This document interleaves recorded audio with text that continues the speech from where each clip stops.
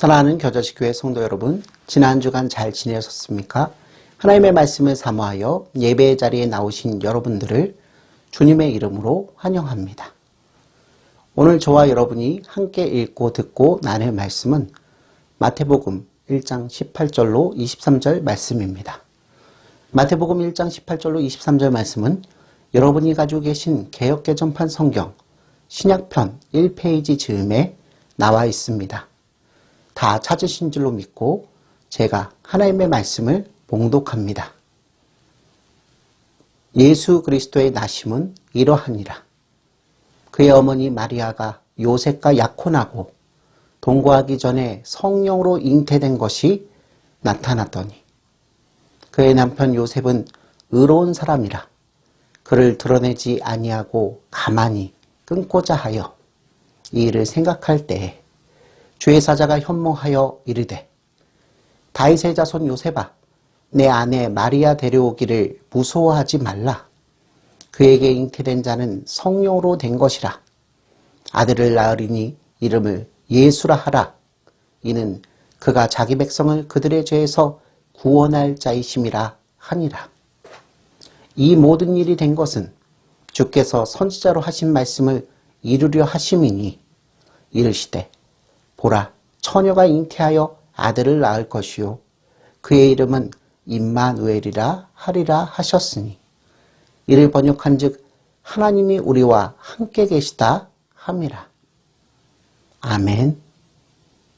사랑하는 성도 여러분, 마태복음 1장 21절을 보면 주의 사자가 요셉에게 나타나서 이르되 요셉과 정혼한 마리아가 그와 동거하기 전에 성령으로 잉태하여 아들을 낳을 것인데 그 이름을 예수라 하라 하였습니다.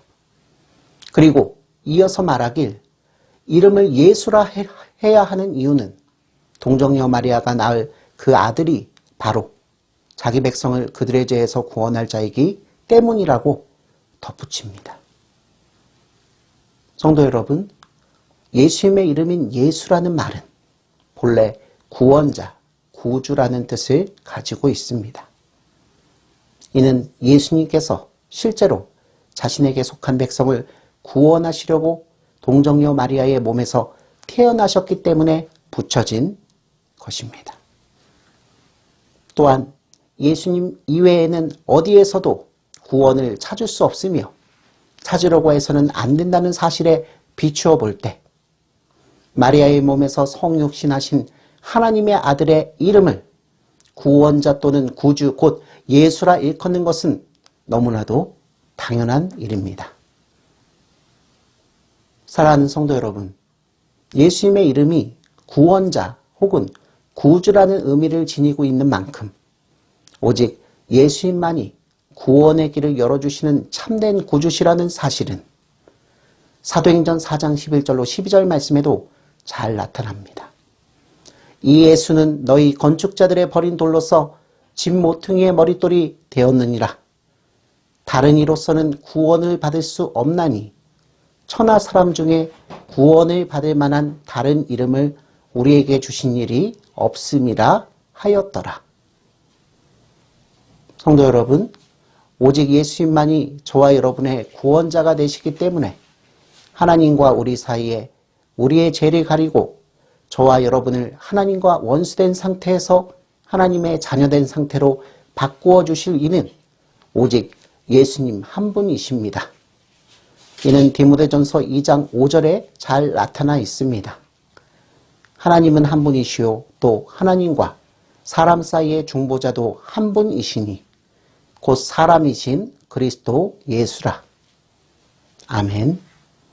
또 하나님의 아들이신 예수 그리스도만이 저와 여러분의 구주가 되심에 대하여 사도 요한은 요한일서 5장 11절로 12절 말씀을 통해서 다음과 같이 말합니다. 또 증거는 이것이니 하나님이 우리에게 영생을 주신 것과 이 생명이 그의 아들 안에 있는 그것이니라. 아들이 있는 자에게는 생명이 있고 아들이 없는 자에게는 생명이 없느니라. 아멘. 그런데 여러분, 예수님께서는 예수라는 이름 외에 다른 이름을 하나 더 가지고 계십니다.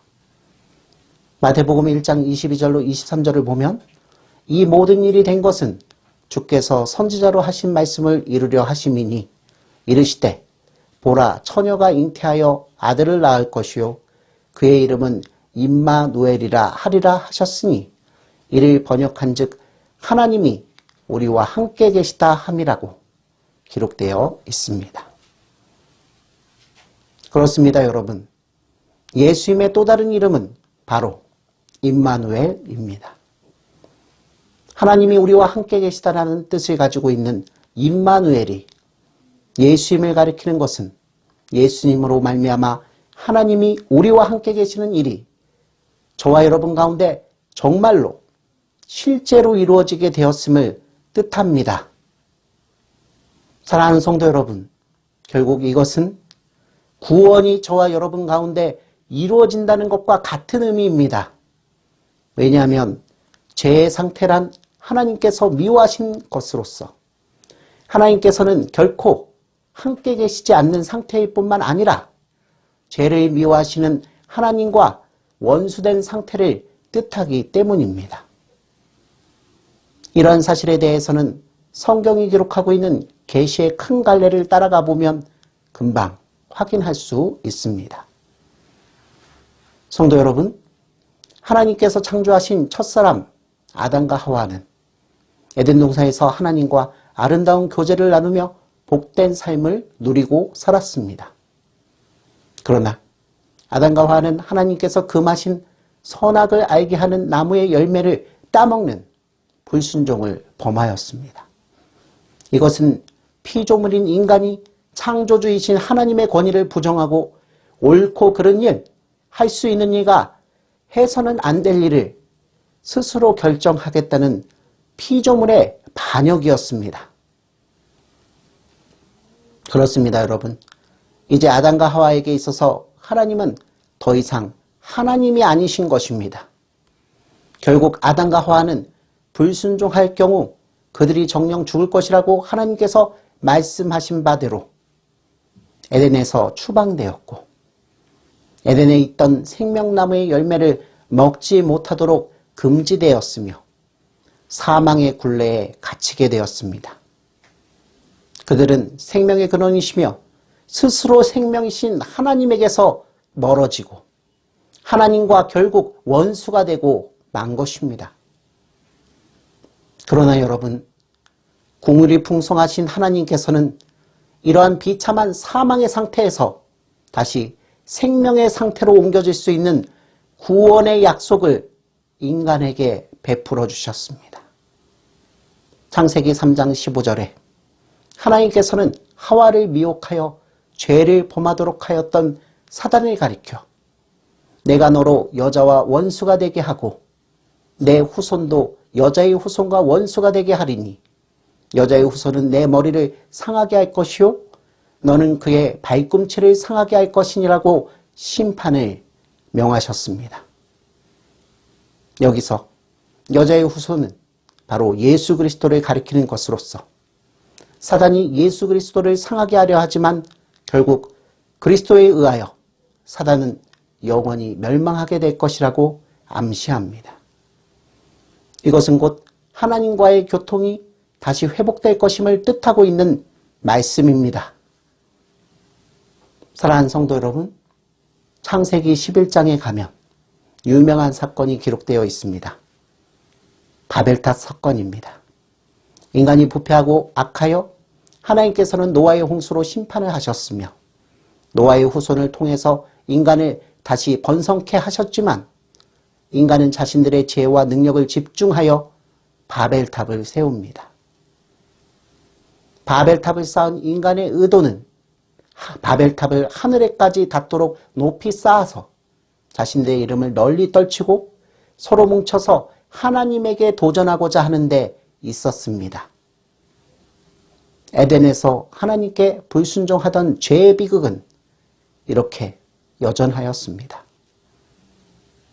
그런데 여러분, 하나님께서는 이러한 죄인들을 향해서 구원의 계획을 예비하여 두셨으며 그 구원의 계획을 아브라함을 부르심으로 인류의 역사 속에서 구체적으로 나타내 보이시며 실행하시기 시작하셨습니다. 성도 여러분, 아브라함의 본래 이름은 아브람이지만 하나님께서는 열국의 압이라는 뜻을 담아 그의 이름을 나중에 아브라함으로 바꾸어 주셨습니다. 하나님께서 아브라함을 불러 하나님의 약속을 믿는 믿음의 순종을 통해 그에게 복 주실 것을 약속하셨습니다. 아브라함에게 주신 복의 내용은 내가 너로 큰 민족을 이루고 내게 복을 주어 내 이름을 창대하게 하리니 너는 복이 될지라. 너는 축복하는 자에게는 내가 복을 내리고 너를 저주하는 자에게는 내가 저주하리니 땅의 모든 족속이 너로 말미암아 복을 얻을 것이라는 창세기 12장 2절로 3절 말씀입니다. 사랑하는 성도 여러분, 하나님께서 아브라함에게 약속하신 복은 한마디로 하나님께서 아브라함과 함께 하시겠다는 것으로 요약됩니다. 곧 임마누엘의 약속입니다. 여러분, 하나님께서 아브라함과 맺으신 약속을 이루시는 과정은 긴 역사적 흐름을 따라 이루어졌습니다. 하나님께서는 먼저 모세와 언약을 맺으시고 또 후에 다윗과 언약을 맺으신 뒤 예레미야 선지자에게 새 언약을 예언하셨고 마침내 예수 그리스도로 말미암아 새 언약을 성취하여 주심으로써 아브라함과 맺으신 언약을 완전히 이루십니다.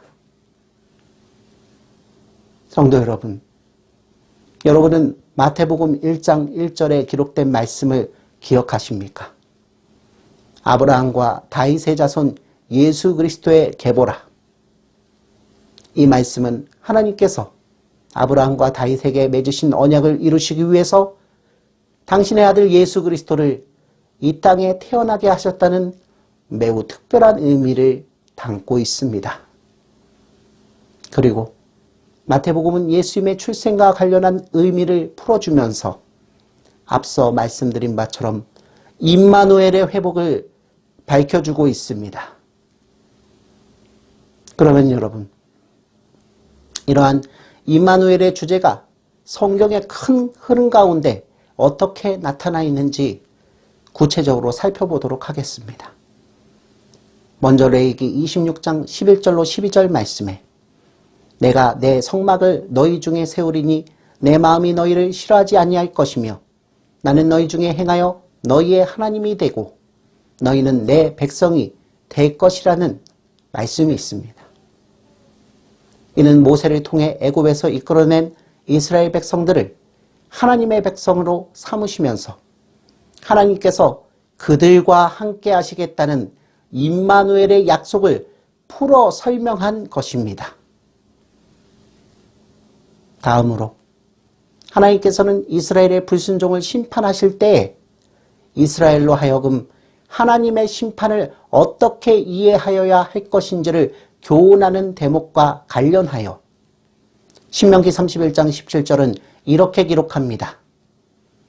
내가 그들에게 진노하여 그들을 버리며 내 얼굴을 숨겨 그들에게 보이지 않게 할 것인즉 그들이 상킴을 당하여 허다한 재앙과 환난이 그들에게 임할 그때에 그들이 말하기를 이 재앙이 우리에게 내림은 우리 하나님이 우리 가운데 계시지 않은 까닭이 아니냐 할 것이라.